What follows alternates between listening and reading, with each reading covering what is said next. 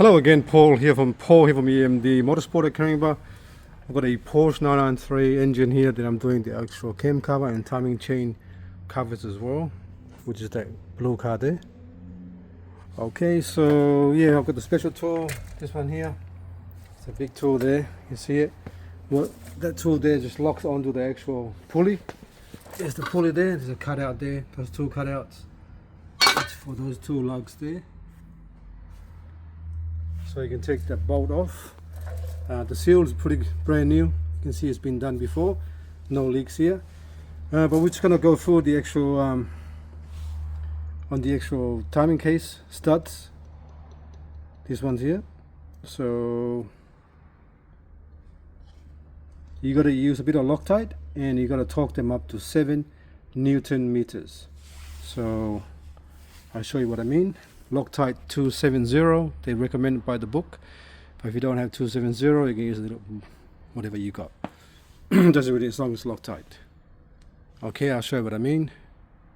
There you go, a little bit of Loctite there. Don't have to cover it up. Then you put the actual, put it in here.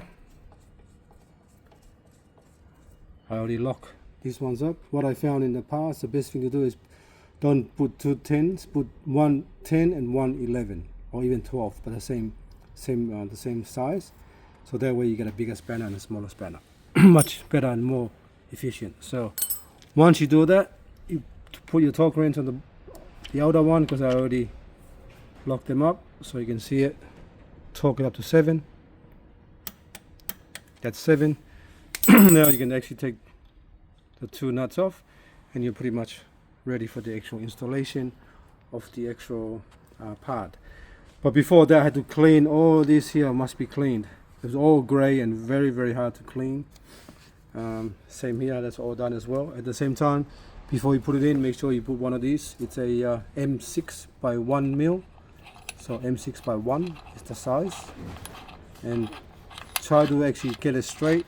It should just go in by itself because the thread's still there. And pretty much all you do is just clean the thread out. Clean it out before you actually install before you put the actual studs in. Just go until once you feel it get tight, it's gonna stop.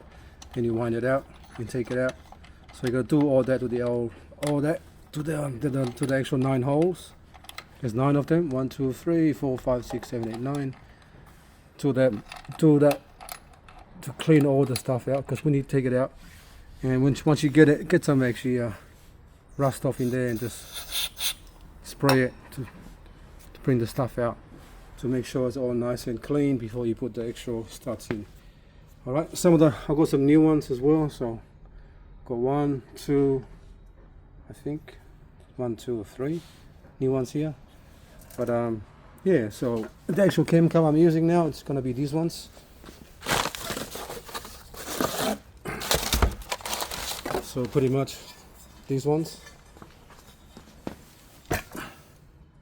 Let me pause. I'll take the two nuts off. Okay, let's go back to it. So pretty much that just fits on that. Look how beautiful that looks. Alright, I've got to put the rubber grommets to seal it, and the cover, which is these ones. Where are they? I think it's somewhere else. Did I bring it here? Anyway, I'll find them. So they look like that. Same to this one here, and same for the cam cover as well. These ones here, they're gonna go on top as well. We're gonna replace them as well. They're gonna sit here like that. So once I finish, I'll do another video. But pretty much just a quick video to show how things are done. So take your time on these engines and make sure those bolts, those nuts there are tight. And the top one and the bottom one as well while you're there. So big difference. Looks much nicer, and it's not gonna warp anymore in the future. It's gonna be much better. Okay, thanks for watching, and please subscribe.